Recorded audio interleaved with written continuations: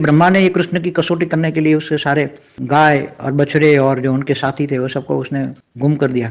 तो कृष्ण ने अपने अंदर से सब कुछ निकाला। कृष्ण अवतार को तो पूरा मायावी कहते हैं, जो समझ ही नहीं पाए कोई। कृष्ण अवतार को ना ब्रह्मा समझ पाए ना विष्णु समझ पाए। जो कृष्ण अवतार में जब सोने की द्वारका में ये लोग आते थे मिलने, ब्रह्मा भी आते थे, ब्रह्मा विष्णु शंकर अनंत कोटि ब्रह्मांडों से ब्रह्मा विष्णु शंकर मिलने आते थे, देखते थे। तो ये सोने की द्वारका में भी देखते थे। तो वो इतनी अच्छी सोने की द्वारका बनाई थी कि वहां देखकर विश्वकर्मा ने केवल संकल्प मात्र से बनाई थी। वहां तो सोचा और बन गए, ऐसी हालत होती है वहां तो सोने की द्वारका भी इतना अच्छा वर्णन था कृष्ण अवतार का धरती पर। तो जैसे सोने की द्वारका धरती पर, ऐसे गोलोक में सूक्ष्म वतन में भी है। गोलोक में पूरा आप देखोगे तो पूरी सोने की द्वारका आपको मिलेगी।